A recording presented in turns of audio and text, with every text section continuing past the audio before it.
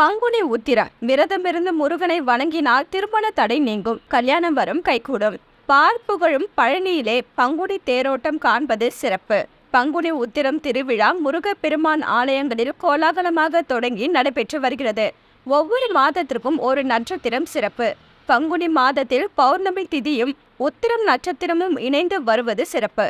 இந்த நாளில் முருகப்பெருமான் ஆலயங்களிலும் சிவபெருமான் ஆலயங்களிலும் திருக்கல்யாண விழா களை கட்டும். பங்குனி உத்திரம் நாளில் விரதம் இருந்து முருகப்பெருமானையும் சிவபெருமானையும் வழிபட்டால் கல்யாணம் வரும் கைகூடும். 12 கரத்தவன் முருகப்பெருமான். ஆறுமுக கடவுளுக்கு பங்குனி உத்திரம் நாளில் பலரும் தீர்த்த காவடி எடுத்து வந்து வழிபடுவார்கள்.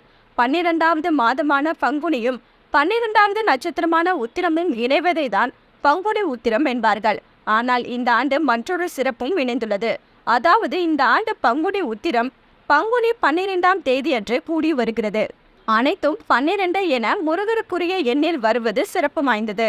பல்வேறு சிறப்புகளையும் பெருமைகளையும் பெற்ற பங்குனி உத்திர திருவிழா சிவபெருமான் முருகப்பெருமான் ஆலயங்களில் மட்டுமல்லாது பெருமாள் ஆலயங்களிலும் சிறப்பு வாய்ந்த விழாவாக கொண்டாடப்படுகிறது.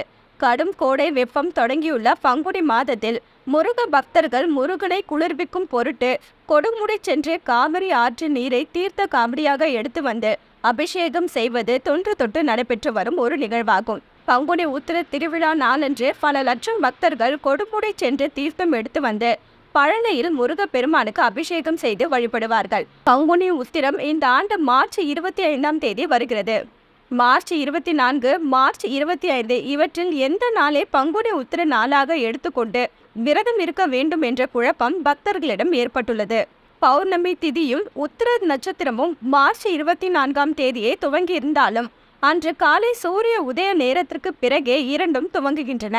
எனவே ஒரு நாளின் சூரிய உதய நேரத்தின் போது என்ன திதி நட்சத்திரம் உள்ளதோ அதுவே ஒரு நாளுக்கான திதி மற்றும் நட்சத்திரமாக கணக்கில் எடுத்துக்கொள்ள வேண்டும். அந்த வகையில் மார்ச் 25ஆம் தேதி சூரிய உதய நேரத்தின் போதுதான் பௌர்ணமி திதியும் உத்திரம் நட்சத்திரமும் இணைந்து வருகின்றன. இதனால் மார்ச் 25ஆம் தேதிதான் பங்குனி உத்திர நாளாக கணக்கில் எடுத்துக்கொண்டு பக்தர்கள் விரதம் இருக்க வேண்டும்.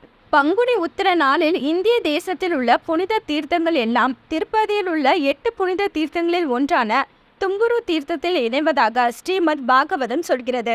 இந்த நாளில் வெங்கடாச்சலபதியை வணங்குவதும் புனித நீராடுவதும் சிறப்பானவை. எண்ணற்ற பல மங்களகரமான தெய்வீக நிகழ்வுகள் நடைபெற்ற பங்குனி உத்திர நாளில் நாமும் இறைவனை வழிபட்டு சகல நன்மைகளையும் பெறுவோம். பங்குனி உத்திர நாளில் நீர்மோர் வழங்குதல், விரதம் இருத்தல், தெய்வ திருமணங்களை தரிசிப்பது, அன்னதானம் செய்வது போன்றவை பெரும் புண்ணியத்தை தரும். என்ன வியூவர்ஸ், இது போல பல இன்ட்ரெஸ்டிங்கான நியூஸை தெரிஞ்சுக்கணுமா? அலோ சிட்டி டிவியை லைக் பண்ணுங்க, ஷேர் பண்ணுங்க, மறக்காம சப்ஸ்கிரைப் பண்ணுங்க.